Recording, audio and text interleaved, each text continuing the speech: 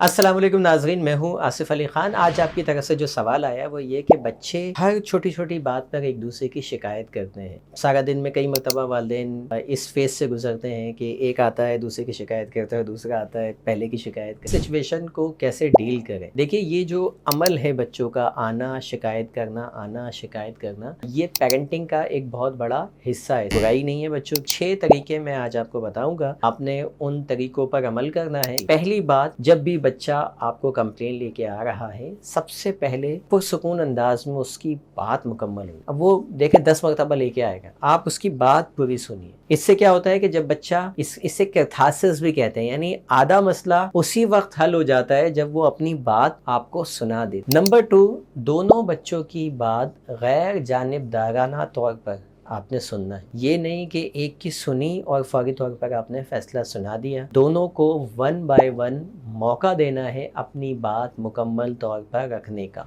आपको पता होगा कि एक गलती पर है और दूसरा नहीं, तब भी जो गलती पर नहीं है एटलीस्ट उसको ये चांस आपने जरूर देना है कि वो अपनी बात मुकम्मल करे। तीसरा, उनको मौका दें कि वो आपस में बात करना उनको सिखाएं। उनको बजाय इसके कि आप उसको सोल्यूशन दें, आप बताएं कि तुम ये करो तुम वो करो, उनको ये मौका दें कि अच्छा आप लोगों के साथ ये मसला हुआ, किसने किसको मारा, आप इसको इस बात करके आप सॉल्व करें। मेरे सामने मैं बैठी हुई हूँ या मैं बैठा हुआ हूँ, नाउ यू सॉल्व दिस, आप इस मसले को सकें। ये तरबियत है चूंकि, तो तरबियत एक प्रोसेस का नाम है। तरबियत ये नहीं कि वन टाइम आपने समझा, जैसे पौधा लगा दिया ना तो वन टाइम पानी डाल दिया तो काफ़ी नहीं होता है। Every day you need to give water.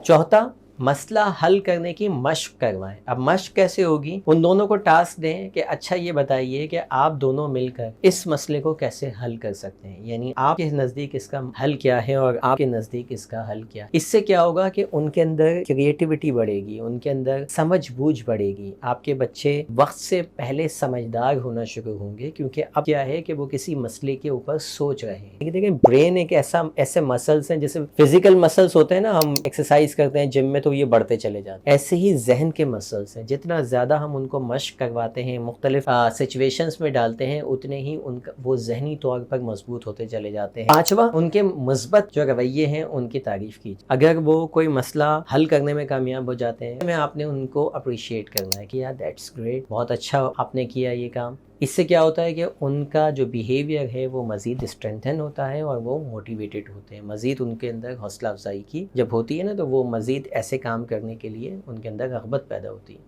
Number 6, बर वक्त शिकायत करने की आदत को नरमी से रोकें। छोटी छोटी बात पे बच्चा आ रहा है, छोटी छोटी बात पे उसको बताएं कि बेटा हर बात पर शिकायत लेकर नहीं आना चाहिए, कम से कम शिकायतें होनी चाहिए, ज़्यादा से ज़्यादा आपको खुद डील करना आना चाहिए। अक्सर हम इस तरह के गेम्स भी खेल लेते हैं कि नो शिकायत डे। आज जो बच्चा शिकायत नहीं लगाएगा सारा दिन में, शाम में उसको आइसक्रीम मिलेगी। इस तरह से हम उनको जब्त करना सिखा रहे होते हैं कि वो सारा दिन वो कोशिश करता है कि मुझे शिकायत नहीं करनी, तो उसका ब्रेन क्या करता है, जब्त करना सीख रहा होता है। तो अगर आपके बच्चे में ये आदत आ गई है कि हर छोटी छोटी बात पे आ रहा है, तो उसको डिस्करेज करें, उसको नरमी से रोकें ताकि वो बार बार शिकायत लेके ना आए। उम्मीद है ये 6 पॉइंट्स पर आप अमल करेंगे, आपके बच्चे को सीखने को भी मिलेगा और बजाय नेगेटिव पेरेंटिंग के आप पॉजिटिव पेरेंटिंग कर पाएंगे।